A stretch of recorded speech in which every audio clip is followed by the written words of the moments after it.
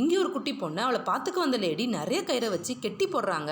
அப்புறம் அவளை பெட்ல தள்ளி விட்டுட்டு எழுந்திருக்க சொல்றாங்க. பாப்பாவும் எப்படியோ கஷ்டப்பட்டு எழுந்திருக்கிறா. பட் அவங்க திரும்பவும் அவளை தள்ளி விட்டுட்டு எழுந்திருக்க சொல்றாங்க. அவளும் எப்படியோ கஷ்டப்பட்டு எழுந்திருக்க இவங்க திரும்ப திரும்ப அவளை தள்ளி விட்டுட்டே இருக்காங்க. பாப்பா கயிறை வைக்க சொல்லி கேட்க இவங்க முடியாதுன்னு சொல்லி கோவமா தள்ளி விடுதாங்க. இதனால பாப்பாவுக்கு கோவம் வர இப்ப கயிறை கழட்டுங்கன்னு கோவமா கத்துறா. அவ கத்துனதை பார்த்ததுக்கு அப்புறம் தான் அவங்க கயிறை கழட்டி விடுறாங்க. கயிறு அவுந்ததும் பாப்பா வேமா எழுந்து கோவத்துல அவங்கள அடிச்சுக்கிட்டே இருக்கா. பட் அவ அடிக்கிறத சிரிச்சுக்கிட்டே அவங்க பாக்குறாங்க. அப்புறம் அவட்ட இதே மாதிரி யார் ஒன்னு அடிச்சு கீழே தள்ளினாலும் நீ எழுந்து இதே மாதிரி சண்டை போடணும்னு சொல்றாங்க. அடுத்த நாள் அவ கூட படிக்கிற பசங்க எல்லாம் இவளை கிண்டல் பண்ணி கீழே தள்ளி விடுறாங்க. இவளோ அழுதுட்டே அங்கேயே படுத்துடுறா. அந்த லேடியும் இவ ஸ்கூலுக்கு வெளியில ஒளிஞ்சு நின்னுட்டு இதை பார்த்துட்டே இருக்காங்க. இவ அழுதுட்டே இருக்கிறதால அவளை காப்பாத்தலாம்னு வேமா ஓடி வர்றாங்க. அவ கிட்ட வர்றதுக்குள்ள அழுதுட்டே இருந்த பாப்பா தைரியமா எழுந்து அவளை கிண்டல் பண்ணவன் கூட சண்டை போட ஆரம்பிக்கிறா. அந்த பையனும் இவளை பார்த்து பயந்து அங்கிருந்து ஓடிடுறான். அப்ப அவங்க அவ பண்ணதை பார்த்து சந்தோஷமா சிரிக்கிறாங்க. ஆல்ரெடி அந்த பொண்ணை ஸ்கூல்ல கிண்டல் பண்ணி அடிச்சிருப்பாங்க. அதனாலதான் அந்த லேடி இப்படி அவளுக்கு ட்ரைனிங் கொடுத்துருக்காங்க.